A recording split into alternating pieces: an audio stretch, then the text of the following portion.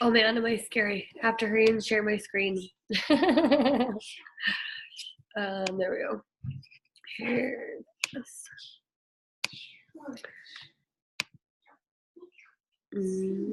Do we already do this one? Completed, yep.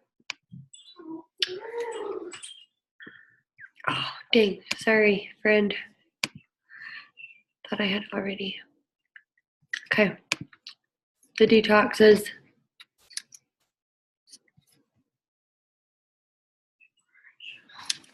All right, welcome to your mind-body adventure choice number 1.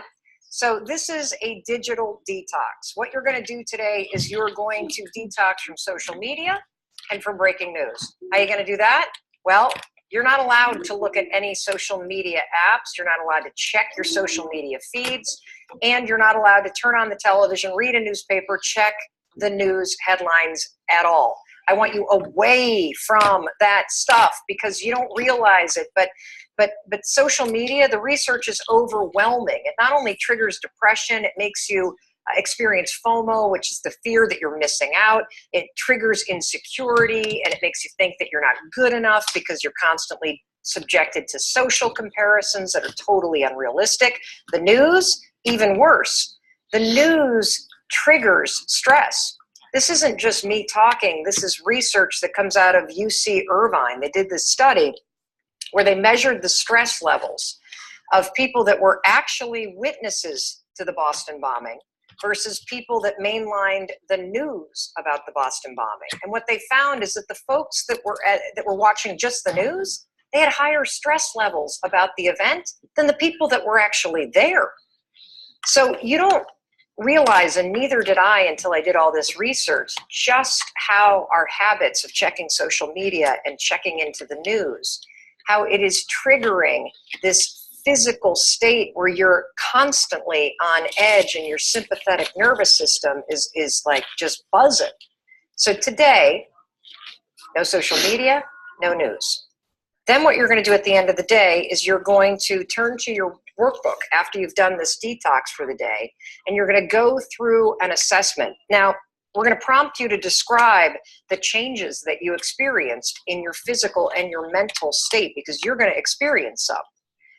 You're going to also go through an audit of your typical day, and you're going to think about, how often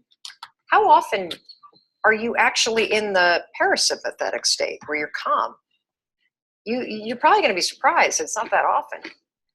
Then we're going to ask you to reflect on the ways in which stress and agitation and consuming the news media and social media is actually causing you stress, and how it's impacting your clarity. And then finally, we're going to prompt you to pick a daily practice that you can start to institute in order to develop your mind and body focus. You know, just like all these successful CEOs that have the secret weapon of a mindfulness practice. That's what you're going to do. Now, I get it. You can't realistically detox from media and from social media every day of your life. That's not realistic.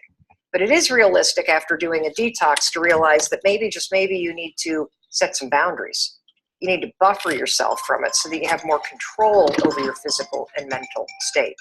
Now, in addition to going through the worksheet, the other thing that you're going to find in your workbook is, if you hate the detox, if you hate the other 3 adventures that we're offering, we've got a infographic in there with 10 activities that are proven by research to actually help you reach the state of calm that a detox just put you in. All right, enjoy your adventure.